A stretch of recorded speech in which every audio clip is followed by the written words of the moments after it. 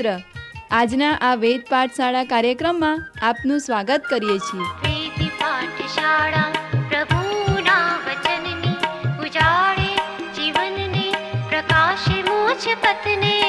વેદ પાઠશાળા પ્રભુના વચનની ઉજાળે જીવનને પ્રકાશે મોક્ષ પથને. વેદ પાઠશાળા. અમારી આશા છે કે આ કાર્યક્રમ આપના આત્મિક જીવન માટે ખૂબ જ લાભદાયી બનશે. તો આવો આ અભ્યાસમાં આગળ વધતા પ્રભુના સેવક પાસેથી પ્રભુનો સંદેશ સાંભળીએ. પ્રિય મિત્ર, આજના આપણા આ વેદ પાઠશાળા નામક કાર્યક્રમમાં હું આપનું સ્વાગત કરું છું. આ અભ્યાસમાં આપણે પવિત્ર ગ્રંથ બાઇબલનું સર્વેક્ષણ કરીએ છીએ અને હાલમાં આપણે પ્રબોધકોના વિભાગમાં આવ્યા છીએ.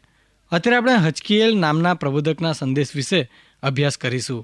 વારું મિત્ર, હજકીએલ પ્રબોધકના પુસ્તકના 37મા અધ્યાયની 1-13 કલમો આ પ્રમાણે કહે છે: યહોવાનો હાથ મારા પર આવ્યો ને તે મને યહોવાના આત્મા વડે બહાર લઈ ગયો ને મને એક ખીણમાં મૂક્યો.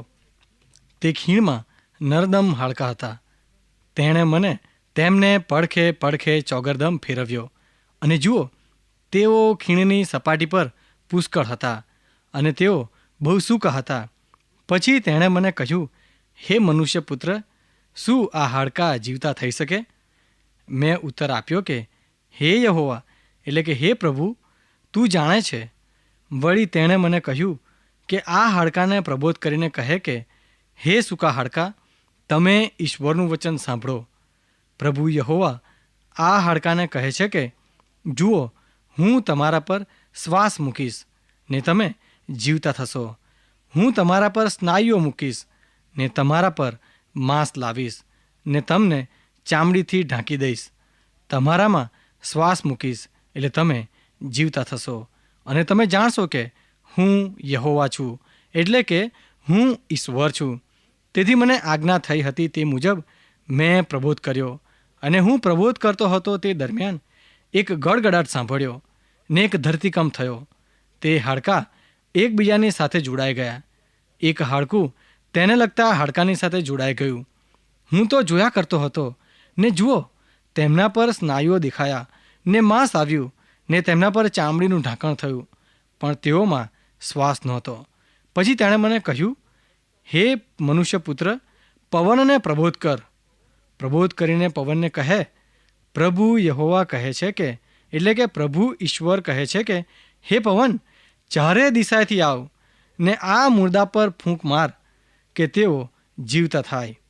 તેથી તેણે મને આજ્ઞા કરી હતી તે મુજબ મેં પ્રબોધ કર્યો. એટલે તેઓમાં શ્વાસોશ્વાસ આવ્યો. તેઓ જીવતા થયા ને બહુ મોટું સૈન્ય થઈને તેઓ પોતાના પર ઊભા થયા. ત્યારે તેણે મને કહ્યું કે, હે મનુષ્ય પુત્ર, આ હાડકાં તે ઇસ્રાયેલનું આખું કુળ છે. જો તેઓ કહે છે કે અમારા હાડકાં સુકાઈ ગયા છે, અમારી આશા નાશ પામી છે, અમે તદ્દન નાબૂદ થઈ ગયા છીએ, એ માટે પ્રબોધ કરીને તેમને કહે, પ્રભુ યહોવા કહે છે કે, હે મારા લોક, જુઓ, હું તમારી કબરો ઉઘાડીશ ને તમને તમારી કબરોમાંથી ઉઠાડીને બહાર લાવીશ અને હું તમને ઇસ્રાયેલ દેશમાં પાછો લાવીશ. હે મારા લોક, હું તમારી કબરો ઉઘાડીને તમને તમારી કબરોમાં ઉઠાડીને બહાર લાવીશ. ત્યારે તમે જાણશો કે હું યહોવા છું, એટલે કે હું ઈશ્વર છું. પ્રિય મિત્ર, આ તો હજકીએલ પ્રબોધકના 37મા અધ્યાયની 1-13 કલમો હતી. હજકીએલ ત્રીજો મોટો પ્રબોધક છે અને આ તેમનો સંદેશો સૂકા હાડકાને આપતો ખૂબ જ પ્રખ્યાત સંદેશો છે. હું હજકીએલના 2 અલૌકિક સંદેશા વિશે જાણું છું. એક તો આપણે પાછલા કાર્યક્રમમાં જોયું હતું કે હજકીએલે પૃથ્વીથી ઊંચે ઉડતા પૈડા જોયા હતા. આ તેની શરૂઆતની પ્રબોધવાણીનો મહાન આત્મિક અલૌકિક સંદેશો છે. હમણાં આપણે જે શાસ્ત્ર ભાગ વાંચ્યો તે પણ સૂકા હાડકાનો સંદેશો પણ દૈવી છે. હવે મિત્ર, આ સૂકા હાડકાના સંદેશાનું મહત્ત્વ શું છે? હજકીએલને ખીણમાં લઈ જવામાં આવ્યો. આ ખીણમાં નરદમ હાડકાં હતા. હવે હજકીએલને આ હાડકાઓને પ્રબોધ કરવાની આજ્ઞા આપવામાં આવી. હજકીએલ પ્રબોધકને પડકાર એ મહાન પડકાર હતો કે તેણે સૂકા હાડકાને પ્રબોધ કરવાનું હતું. આ ખીણમાં ઘણા બધા હાડકાં હતા અને તેઓ ખૂબ જ સૂકા હતા. પ્રિય મિત્ર, યાદ રાખો, હજકીએલ પ્રબોધક ફક્ત મોટો પ્રબોધક હતો એટલું જ નહીં, પણ તે એક બંદીવાસનો પ્રબોધક હતો. બાબેલના લોકોએ યરૂશાલેમને જીતી લીધું હતું ત્યારે હજકીએલે સંદેશો આપ્યો હતો. યરૂશાલેમની પડતી થવાના 20 વર્ષ આવ્યા હતા. બાબેલમાં જવા એટલે કે દેશ પાર થવા 20 વર્ષ લાગ્યા હતા. આ બધો જ સમય હજકીએલ યરૂશાલેમના સંદેશો આપતો હતો. દેશ પાર જવાના શરૂઆતમાં દાનિયેલને બંદી તરીકે લઈ જવામાં આવ્યો ત્યારે તે 14 વર્ષનો હતો. 9 વર્ષ પછી હજકીએલની ઉંમર 25 વર્ષની હતી ત્યારે બાબેલમાં બંદી તરીકે લઈ જવામાં આવ્યો. હવે પછીના કાર્યક્રમમાં આપણે એ સમયની દુનિયામાં જ્યારે નબૂખદનેસ્સાર રાજાના સમયમાં દાનિયેલની પાસે ચમત્કારિક અને અસાધારણ સેવા હતી તે વિશે દાનિયેલની અદ્ભુત સેવા નબૂખદનેસ્સારને હતી અને ત્યારબાદ તેના દીકરા બેલશાસ્સારના વખતમાં પણ હતી. દાનિયેલની સેવા માદી દારિયાવેશ રાજા અને કોરેશ રાજાના વખતમાં પણ હતી. ત્યારબાદ ઈરાને બાબેલ પર જીત મેળવી. દાનિયેલની સેવા રાજાને તેના મહેલમાં હતી. હજકીએલની સેવા વધારે મુશ્કેલી ભરી હતી. હજકીએલની સેવા તેના સાથી ભાઈઓ કે જેઓ તેની સાથે બાબેલમાં બંદીવાસ હતા. હજકીએલે ગુલામ મજૂરોના ક્ષેત્રમાં સેવા કરી. આ સંદર્ભમાં જ હજકીએલને પ્રબોધક તરીકે બોલાવવામાં આવ્યો. જે પડકારનો હજકીએલે સામનો કરવાનો હતો તે તો યહૂદાના લોકો આત્મિક રીતે મરેલા હતા. તેમના મૂર્તિપૂજાના પાપને લીધે ઈશ્વરે તેમને સજાના રૂપમાં બાબેલમાં દેશ નિકાલ કરેલા હતા. આ બાબેલમાં દેશ નિકાલનો અને મરણનો અનુભવ તેમના માટે આત્મિક જાગૃતિ ના લાવ્યો. તેઓનું ચારિત્ર બળ હંમેશા નીચું હતું. આ ભ્રષ્ટાચાર અને ચારિત્ર ભ્રષ્ટ થયેલા બંદીવાનોને સંદેશો આપવાની સેવા હજકીએલ પ્રબોધકની હતી. ઈશ્વર આ યહૂદાના લોકોને પ્રબોધવાણીના સંદર્શન વગર રહે એવું ઈચ્છતા નહોતા. તેથી ઈશ્વરે હજકીએલ પ્રબોધકને યહૂદાના લોકોને આ બંદીવાસના અનુભવમાં સંદેશા આપવાનું કહ્યું હતું. યહૂદાના લોકો સૂકા હાડકાં છે અને જે રૂપકાત્મક છે અને આત્મિક રૂપમાં બોલે છે. હજકીએલ પ્રબોધકની સમક્ષ ઈશ્વરે જે પડકાર મૂક્યો તે આ છે: શું આ હાડકાં જીવતા થઈ શકે? મિત્ર, શાસ્ત્રમાં ઈશ્વરના સંદર્શન દ્વારા પ્રબોધકોને સતત પડકાર મળે છે. એલિયા પ્રબોધકને ઈશ્વરે કહ્યું, તું શું જુએ છે? યર્મિયા પ્રબોધકને કહ્યું, તું શું જુએ છે? અહીંયા હજકીએલના જીવનમાં એ જ બાબત જોવા મળે છે. હજકીએલ, શું તું આ સૂકા હાડકાં જુએ છે? શું આ હાડકાં જીવતા થઈ શકે? હવે મિત્ર, તમે જુઓ, હજકીએલ હામાં જવાબ આપતો નથી કે નામાં પણ જવાબ આપતો નથી, પણ તે કહે છે કે હા, હું વિશ્વાસ રાખું છું કે તેઓ જીવતા થશે. પણ હજકીએલે જવાબ આપ્યો, પ્રભુ, તું જાણે છે. તેણે કહ્યું કે તેઓ જીવતા થાય અને જીવતા ના પણ થાય. હજકીએલે પોતાની જાતને ઈશ્વરને સમર્પિત ના કરી, કારણ કે તે ખરેખર વિશ્વાસ રાખતો નહોતો કે આવું થશે. પણ ઈશ્વર કહે છે કે આ હાડકાને પ્રબોધ કર. ઈશ્વર હજકીએલ પ્રબોધકને સંદર્શન આપે છે. આ હજકીએલ પ્રબોધકને ઈશ્વર સાથેનો અનુભવ છે. હજકીએલ પ્રબોધક આ હાડકાને પ્રબોધ કરવાનું ચાલુ કરે છે. થોડા સંદેશા પછી હજકીએલ કહે છે કે તેણે ગડગડાટ સાંભળ્યો ને એક ધરતીકંપ થયો. તે હાડકાં એકબીજાની સાથે જોડાઈ ગયા અને હાડપિંજર થઈ ગયું. તેમાં સ્નાયુઓ દેખાયા અને માંસ આવ્યું, પણ તેઓમાં શ્વાસ નહોતો. હજકીએલને ફરીથી સંદેશો આપવાની આજ્ઞા આપી. જેમ હજકીએલ પ્રબોધક સ્નાયુઓ અને માંસથી ભરેલા હાડપિંજરને સંદેશો આપતો હતો, હવે તેઓ ખૂબ જ પ્રમાણમાં ફક્ત મુર્દાઓ અથવા તો લાશો હતી.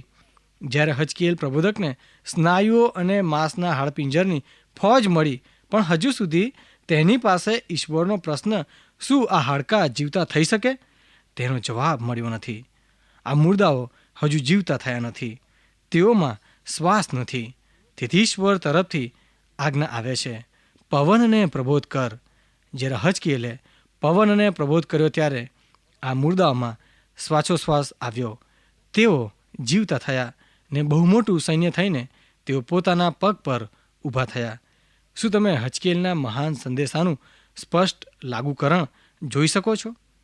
તેનું પ્રાથમિક લાગુકરણ આ છે: ઈશ્વર કહે છે કે હું તને પાછો ઘરે લાવીશ.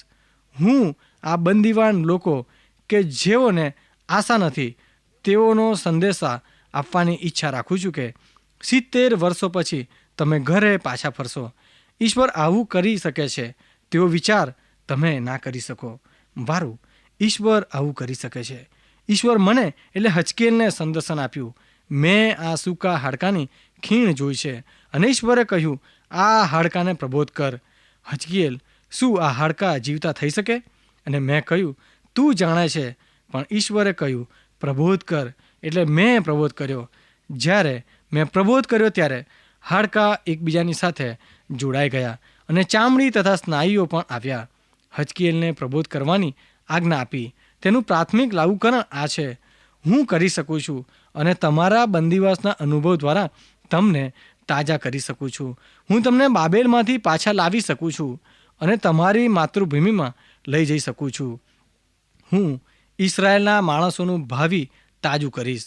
આ પ્રાથમિક લાગુકરણ હચકેલના સૂકા હાડકાના સંદેશાનું છે. આપણા આ જૂના કરારના સર્વેક્ષણ દરમિયાન મેં સતત આપને પડકાર આપ્યો છે કે આપણે ભક્તિમય લાગુકરણ જોવું જોઈએ. જ્યારે આપણે જૂના કરારના પ્રબોધકોના સંદેશા જોઈએ છે ત્યારે તે ખાસ અગત્યના છે.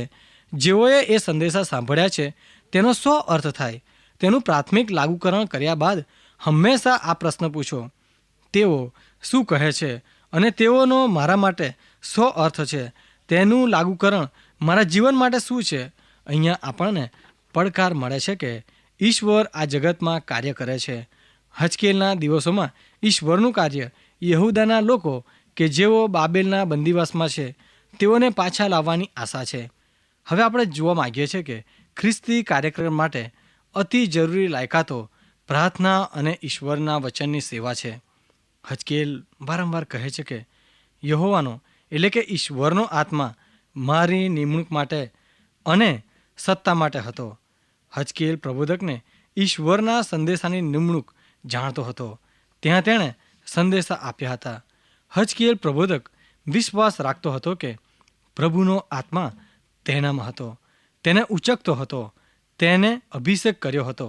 તેને સત્તા આપેલી હતી સફળ થવા માટે જે બાબતો જરૂરી હતી. જે લોકો ખોવાયેલા છે તેઓને માટે ઈશ્વરનું વચન 2 પ્રકારનું વર્ણન કરે છે. જેઓ ખોવાયેલા છે અને પાપમાં છે તેઓના માટે પ્રાર્થના અને ઈશ્વરનું વચન સાધન છે, જેથી તેઓ ગુલામોમાંથી ઈશ્વરના બાળક બની શકે. તમે જોઈ શકશો મિત્ર કે ઈશ્વરનું વચન અને પ્રાર્થના શક્તિશાળી સંલગ્ન હચકેલને આપવામાં આવેલ આજ્ઞામાં છે. હાડકાઓના માટે પ્રબોધવાણી, પવન માટે પ્રબોધવાણી. બીજા માણસને શુભ સંદેશ આપવા તમારે સંદેશાવાહક બનવાની જરૂર નથી. બીજાને શુભ સંદેશ આપવા તમારે ઈશ્વરના આત્માની નિમણૂક પર વિશ્વાસ રાખવાનો છે. આત્મિક રીતે વિચાર કરીએ તો તમારે આ શક્તિશાળી બાબત પર ધ્યાન રાખવાની જરૂર છે, જેને પ્રાર્થના અને ઈશ્વરના વચનની સેવા સમજવી જ પડે. પ્રેરિતોના કૃત્યોમાં એટલે નવા કરારમાં પ્રેરિતોના કૃત્યોના પુસ્તકના શરૂઆતના અધ્યાયમાં જણાવવામાં આવ્યું છે કે શિષ્યો સામૂહિક આત્મિક જીવનમાં સાથે જીવ્યા. તેઓએ પોતાની માલ મિલકત વેચી દીધી અને તેઓ સાથે ભોજન લેતા હતા. તેઓ સંપૂર્ણ સામાજિક જીવન જીવ્યા હતા. આવા સમયે પ્રેરિતોએ ખૂબ જ અગત્યનો નિર્ણય લીધો. તેઓએ સેવકોને પસંદ કર્યા અને કહ્યું, અમે તમને વહીવટી કામ સોંપીશું, પણ અમે જાતે તો અમારો પૂરો સમય પ્રાર્થનામાં અને ઈશ્વરના વચનના સેવા કાર્યમાં ગાળીશું. જેમ પ્રેરિતોએ પ્રાર્થના અને ઈશ્વરના વચનમાં સમય ગાળ્યો, તેમ ઈશ્વરે તેમના આ નિર્ણયને આશીર્વાદિત કર્યો. આવું જ શક્તિશાળી સંલગ્ન હચકેલના પુસ્તકમાં અથવા તો હચકેલ તેની સેવામાં ઉપયોગ કરે છે. જો આપણે ફક્ત વચનોનો સંદેશો આપીએ છીએ, આપણે ફક્ત માહિતી આપીએ છીએ, પણ જેઓ સાંભળે છે તેમના જીવનમાં ખરેખર કોઈ અસર થતી નથી. જોકે આપણા સંદેશામાં પ્રથમ પ્રાર્થના છે અને પછી વચનની સેવાની અસર થાય છે. આ હચકેલ બંદીવાસના સમયમાં શીખ્યો હતો. હચકેલ પ્રબોધક શીખ્યો હતો કે જ્યારે તમે શુભ સંદેશ જાહેર કરો છો ત્યારે ઈશ્વર તમને જાહેર કરવા માગે છે. ઈશ્વર તમને જાહેર કરવા આવે છે. તું આ હાડકાને સંદેશો આપ. આ સૂકા હાડકા અને મરેલા હાડકા લોકોને દર્શાવે છે. આ જ્યારે કરવામાં આવે છે ત્યારે તેનું પરિણામ શું આવશે તે વિશે વિચારતા નથી. આ હાડકાં જીવતા થશે કે કેમ તે પણ તમે જાણતા નથી. પણ ઈશ્વરે સંદેશો આપવાનું કહ્યું છે, માટે સંદેશો આપો. અને એ જ મારી અને તમારી ફરજ છે. હાડકાને સંદેશો આપવાની સાથે સાથે પવનને પણ સંદેશો આપવાનો છે. તમે આત્માને સંદેશો આપો છો અને આ હાડકાં જીવતા થાય છે. આ સૂકા હાડકાનો સંદેશો કે જે આપણને આ વિશે રૂપકાત્મક ચિત્ર આપે છે. મિત્ર, આપણા છેલ્લા કાર્યક્રમમાં મેં આપને હજકીએલ પ્રબોધકની ભવિષ્યવાણીના અંગત અને ભક્તિમય લાગુકરણ વિશે પ્રકાશ પાડેલો હતો. સૂકા હાડકાના સંદેશા વિશે રૂપકાત્મક લાગુકરણ પણ જોયું હતું. સૂકા હાડકાના સંદેશામાં મહાન આજ્ઞાની આધીનતામાં આપણે 2 પ્રકારના પરિણામો જોયા હતા. હજકીએલના શબ્દોમાં ઈશ્વરનું સંદર્શન આધીન થવા મારી પાસે આવ્યું અને ઈશ્વરનું વચન મારી પાસે પરિપૂર્ણ થવા આવ્યું. જ્યારે હજકીએલ પ્રબોધક ઈશ્વરની પાસેથી આજ્ઞા મેળવે છે ત્યારે તેની પાસે ઈશ્વરનું સંદર્શન છે, જે પ્રથમ 3 અધ્યાયમાં આપવામાં આવેલું છે. આ અધ્યાયમાં હજકીએલ પ્રબોધકનો ઈશ્વર પાસે આવવાનો અનુભવ છે. આવો અનુભવ યશાયા પ્રબોધક જ્યારે મંદિરમાં હતો ત્યારે યશાયા પ્રબોધકને થયો હતો અને ઈશ્વરની આજ્ઞાને યશાયા પ્રબોધક આધીન થયો હતો. મિત્ર, મને ફરીથી ભાર મૂકીને કહેવા દો કે જૂના કરારમાં પ્રબોધકો અને ઈશ્વરના માણસોને ઈશ્વર પાસે આવવાનો અને આજ્ઞાના માની પાછા જવાનો અનુભવ છે. જેઓને ઈશ્વર પાસે આવવાનો અનુભવ છે તેઓને ઈશ્વર માટે પાછા જવાનો અનુભવ છે. તેઓનું ઈશ્વર માટે જવું એટલા માટે અસરકારક છે કારણ કે તેઓનું ઈશ્વર પાસે આવવું અસરકારક છે. આ જૂના કરારના પ્રબોધકો અને ઈશ્વરના માણસોને ઈશ્વર પાસે આવવાનો સમય વધારેમાં વધારે 40 વર્ષ, ઘણીવાર 80 વર્ષ અથવા તો એનાથી ઓછા હોય. જો આપણને મૂસાના જીવનમાં દેખાય છે તે પ્રમાણે મૂસાને ઈશ્વર પાસે આવવાનો 80 વર્ષનો અનુભવ છે અને ઈશ્વર માટે પાછા જવાનો 40 વર્ષનો અનુભવ છે. એટલા માટે જ તેના 40 વર્ષો અદ્ભુત હતા. સૂકા હાડકાના સંદેશાના અંતમાં હજકીએલ પ્રબોધક કહે છે કે ઈશ્વરનું સંદર્શન અર્પણ થવા તેની પાસે આવ્યું અને હજકીએલ પ્રબોધક આ સંદર્શનને આધીન થયો. આ પછી સંદર્શનની પરિપૂર્ણતા છે. હજકીએલ પ્રબોધકના પ્રથમ અધ્યાયમાં તેના આત્મિક અનુભવને દર્શાવવામાં આવ્યું છે. હજકીએલે પૈડા જોયા. મિત્ર, ઈશ્વરના માણસોનો આ આત્મિક અનુભવ જુદો જુદો હોઈ શકે છે, પરંતુ તેનું પરિણામ હંમેશા સરખું જ હોય છે. ધ્યાનથી સાંભળશો મિત્ર, ઈશ્વરના માણસોનો આ આત્મિક અનુભવ જુદો જુદો હોઈ શકે છે, પરંતુ તેમનું પરિણામ હંમેશા સરખું જ હોય છે. સુલેમાન રાજા લખે છે કે જ્યાં સંદર્શન નથી ત્યાં લોકો નાશમાં જાય છે. હજકીએલના સેવાકાળમાં યહૂદાના લોકોએ સંદર્શન ગુમાવ્યા હતા. તેઓની પાસે યરૂશલેમ નહોતું, ઈશ્વરનું વચન નહોતું, મંદિર નહોતું, તેઓની પાસે ભક્તિની મદદ નહોતી. તેથી એ સમયગાળામાં આત્મિક આગેવાનોની પાસે ઈશ્વરનું વચન હોવું જોઈતું હતું. ઈશ્વરે હજકીએલને 4 જુદા જુદા પ્રકારે સંદર્શનો આપેલા. પ્રથમ, હજકીએલ વારંવાર કહે છે, યહોવાનું વચન મારી પાસે આવ્યું. આ બાબત બધા જ પ્રબોધકો માટે સત્ય દર્શાવે છે. હજકીએલ પ્રબોધક એવું કહે છે કે યહોવાનો હાથ મારા પર આવ્યો, એટલે કે ઈશ્વરનો હાથ મારા પર આવ્યો. હજકીએલ પ્રબોધક અજોડ છે, કારણ કે શરૂઆતના અધ્યાયમાં તેણે કહ્યું કે આકાશ ઉડી ગયું અને મને ઈશ્વરના દર્શન થયા. તેણે ઈશ્વરનો મહિમા સંદર્શનમાં જોયો. હજકીએલ પ્રબોધકનું આ સંદર્શનનો અર્થ સમજવો ખૂબ જ અઘરી બાબત છે. તેણે પૈડા જોયા અને જીવતા પ્રાણીઓ જોયા. આ જીવતા પ્રાણીઓનો દેખાવ બળદ, સિંહ, માણસ અને ગરુડ જેવો હતો. આ દર્શન પ્રકટીકરણમાં ફરીથી નોંધવામાં આવ્યું છે. તે પ્રાથમિક રીતે ઈશ્વરનું સંદર્શન છે. આ સંદર્શન તો ઈશ્વર તેમના બાળકોને ગભરાટમાં મૂકી રાખ્યા છે. આ સંદર્શનને લીધે હજકીએલ જણાવે છે કે આ મુશ્કેલભર્યા સમયોમાં સંદેશા આપી શકે છે અથવા તો આ મુશ્કેલભર્યા સમયોમાં તે સેવા કરી શકે છે. આ સંદર્શન દેખીતી રીતે માની શકાય તેમ નથી, કારણ કે આ સમય પણ ખૂબ જ માની શકાય તેવો હતો. હજકીએલ પ્રબોધકના પુસ્તકના 28મા અધ્યાયની પહેલી કલમમાં તે કહે છે કે યહોવાનું વચન ફરી મારી પાસે આવ્યું, એટલે કે ઈશ્વરનું વચન ફરી મારી પાસે આવ્યું.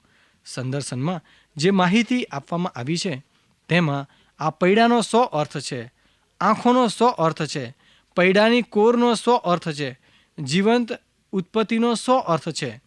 અને તેઓ શું કરે છે? યાદ રાખો, આ હજકીએલે ઈશ્વરનો મહિમા સંદર્શનમાં જોયો. હજકીએલ એક સાચો મહાન પ્રબોધક હતો. ફરીથી મિત્ર, તમને જણાવવા દો, મહાન પ્રબોધકો મહાન હતા કારણ કે તેઓએ જે ભવિષ્યવાણી કરી તે સત્ય ઠરી. હજકીએલ જે સૂકા હાડકાનો સંદેશો આપ્યો તે સત્ય ઠર્યો. ઈશ્વરે યહૂદાના લોકો બાબેલના બંદીવાસમાંથી પાછા લાવ્યા. ભક્તિમય લાગુકરણ, આ બંદીવાસ અને આ બંદીવાસમાંથી તાજા થવું, તેનું મહત્ત્વ આ છે. જો તમે આત્મિક બંદી છો, જો તમે બંદી થયેલા લોક છો, તો તમારે ઈશ્વરને તમારા બંદીવાસમાંથી છોડાવવા કહેવું જોઈએ.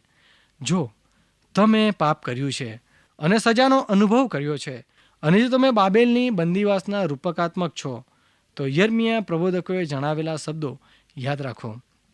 ઈશ્વર પ્રેમ કરવાનું મૂકી દેતા નથી.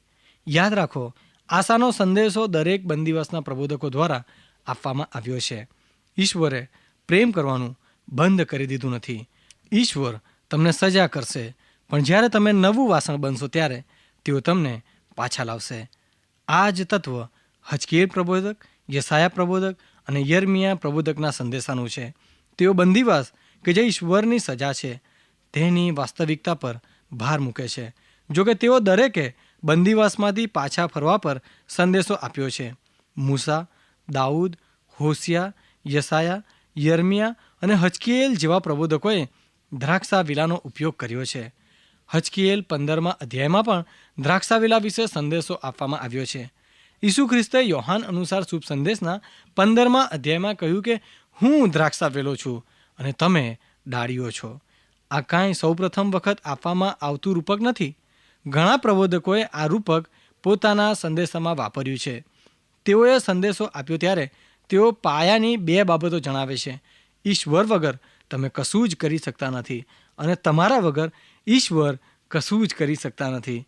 હજકીએલ પોતાના સંદેશામાં જણાવે છે કે જે દ્રાક્ષાવેલો ફળ આપતો નથી તે કાંઈ જ નથી. તે બરાબર બણતણ પણ આપતું નથી.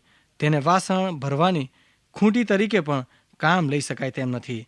તે કોઈ પણ કામને વાસ્તે તદ્દન નિરુપયોગી છે. દ્રાક્ષાવેલો અને ડાળીઓનું રૂપક હજકીએલનો મહાન સંદેશો છે. જો તમે હજકીએલનું પુસ્તક વાંચશો તેમ તેમ તેના સંદેશાથી વધુ પરિચિત થશો. ધ્યાન રાખો, તમે સાચા મહાન પ્રબોધકના મહાન સંદેશા વાંચો છો. પ્રિય મિત્ર, જેમ તમે આ હજકીએલ પ્રબોધકનું પ્રબોધવાણીનું પુસ્તક વાંચો ત્યારે ઈશ્વર પવિત્ર આત્મા તમારા અંતરચક્ષુ ખોલે અને તમે તેને તમારા અંગત જીવનમાં ભક્તિમય લાગુકરણ લઈ શકો. પ્રિય મિત્ર, મારો સમય પૂરો થાય છે. ફરી મળે ત્યાં સુધી મને રજા આપશો. પ્રિય શ્રોતા મિત્રો, અમને ખાતરી છે કે આજનો આ કાર્યક્રમ આપને રસપ્રદ લાગ્યો હશે. જો આ કાર્યક્રમ આપ નિયમિત રીતે સાંભળશો તો તમારા અંગત જીવનને માટે તે ખૂબ જ લાભદાયી બનશે. જો આપને આ અંગે કોઈ પ્રશ્ન કે મૂંઝવણ હોય અથવા આપ આ કાર્યક્રમને લગતું સાહિત્ય પ્રાપ્ત કરવા માંગતા હોય તો આજે જ તમારા પૂરેપૂરા નામ સરનામા સાથે અમને પત્ર લખશો. અમારું સરનામું છે કાર્યક્રમ Ved Pathshala, Vishwavani, post box number 2036, Fatehganj, Vadodara 390002. ધન્યવાદ.